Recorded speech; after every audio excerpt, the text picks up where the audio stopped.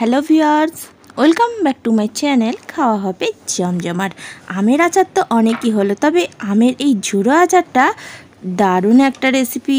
আর দেরি না করে আমের এই ঝুড়ি আচারটা চটপট বানিয়ে নাও। দারুণ টেস্টের, অনেক দিন পর্যন্ত এটাকে সংরক্ষণ করে রাখা। একদম ঝুড়ি ঝুড়ি আমের এই আচারটা কিন্তু অসাধারণ লাগে খেতে। চলো দেখে নেওয়া যাক কী করে বানালাম। এই দেখো, এখানে আমি আম নিয়ে নিয়েছি আর আমগুলোকে আমি ভালো করে ধুয়েই নিয়েছি। আর এখন আমগুলোকে খোসাটা প্রথমে আমি ছাড়িয়ে নেব। আগে আমের খোসাগুলো যতক্ষণ ছাড়াচ্ছি ততক্ষণ আজকের ভিডিওটা যারা প্রথম দেখছো, আমার চ্যানেলের নতুন বন্ধু, অবশ্যই চ্যানেলটিকে সাবস্ক্রাইব করে পাশে থাকা বেল আইকনটিতে ক্লিক করে নিও। যখন যে রেসিপি আপলোড করব তার ইনস্ট্যান্ট নোটিফিকেশান পৌঁছে যাবে ঠিক তোমার কাছে সবার আগে। আর আমগুলো দেখো, প্রত্যেকটা আমি এরমভাবে আমি খোসাগুলোকে ছাড়িয়ে নিচ্ছি। আর খোসা ছাড়ানোর পর ফেরত আসছি তোমাদের সাথে। সব কটা আমের খোসা ছাড়ানো হয়ে গেছে। এখন আমটাকে আমি ঝুরঝুরি করে কেটে নেবো। দেখো এরকম করে সরু করে কেটে নিলাম। আর এই যে আটির দিকের অংশটা বেশ শক্ত আটিটা এখন, তাই ওদিকটা তো আর কেটে নেওয়া যাচ্ছে না, সেই কারণে আটির অংশটা সরু সরু করে কেটে নিচ্ছি।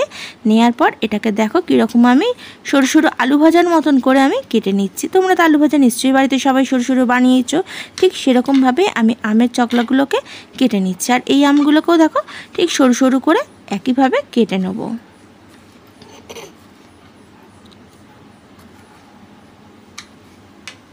এরকমভাবে সমস্ত আমটাকেই আমি কেটে নিয়ে ফেরত আসছি।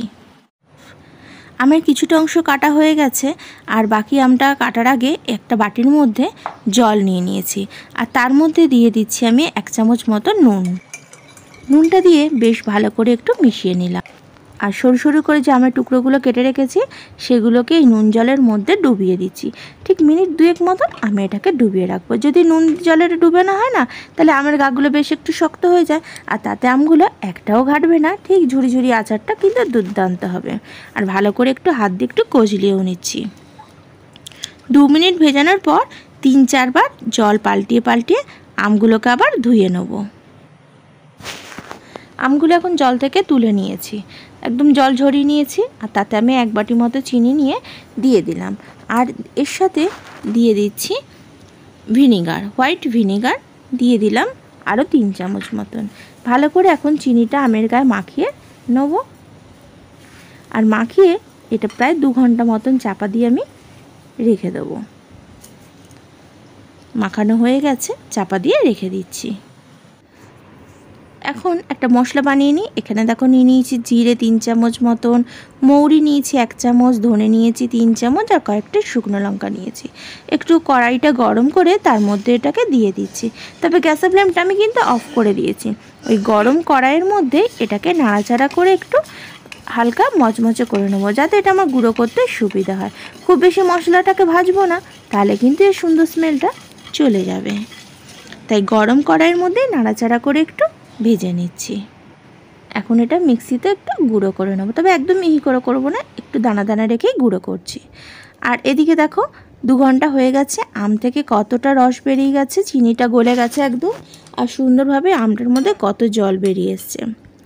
এখন গ্যাসের মধ্যে একটা কড়াই বসিয়ে দিয়ে এই বাটির মধ্যে আম সমেত রসটাকে পুরো ঢেলে দিলাম। আর এটাকে একটু নাড়াচাড়া করে নিয়ে আমটাকে একটু রান্না করে নিচ্ছি।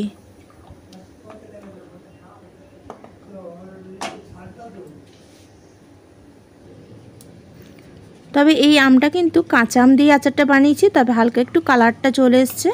তবে পুরো কাঁচা আম দিয়ে আচারটা বানাতে পারো, তাতেও এটা কিন্তু খুবই ভালো হবে খেতে। এখন উপর থেকে কালারের জন্য একটু সামান্য হলুদ গুঁড়ো দিয়ে দিচ্ছি, সুন্দর একটা কালার আসার জন্য। হলুদটা দেওয়ার পর আবার একটু নাড়াচাড়া করে ভালো করে মিশিয়ে নিচ্ছি। মিনিট 5 মতন আমটাকে আমি রান্না করে নিয়েছি। এখন দেখো একটা চামচ দিয়ে কেটে দেখাচ্ছি, আমটা একদম ভিতর দিয়ে কিন্তু নরম হয়ে গেছে। আরও কিন্তু এটাকে আরও কিছুক্ষণ রান্না করে নেবো, কারণ রসটা দেখো এখন অনেকটাই মোটা হয়ে গেছে। তবে আর এটাকে যেহেতু ঝুড়ি আচার বানাবো বলে আমি আরও কিছুক্ষণ রান্না করব। তার আগে একটু মশলা গুঁড়ো ছড়িয়ে দিচ্ছি, যাতে আমের মধ্যে মশলাটা ঢুকে যায় আর খেতেও বেশ এটা মজা আসে। আর এটাকে দেওয়ার পর গ্যাসের ফ্লেমটা একটু হাই করে নিয়ে আমি এটা অনবরত নাড়বো, যাতে রসটা সুন্দরভাবে শুকনো হয়ে যায়।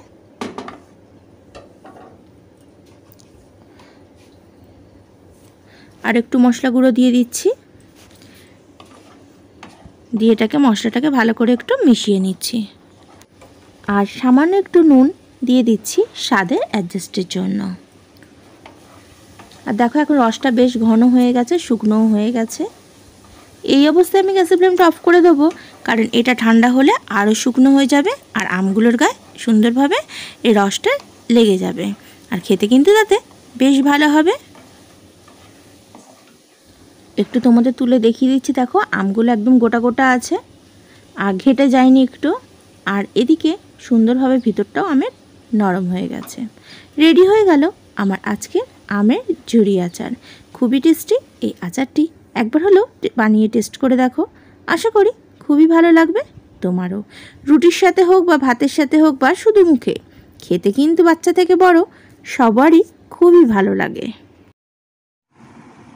ঠান্ডা হয়ে গেছে, এখন তোমাদের দেখিয়ে দিচ্ছি দেখো কতটা ঝুরঝুরে হয়েছে আমের এই আচারটি।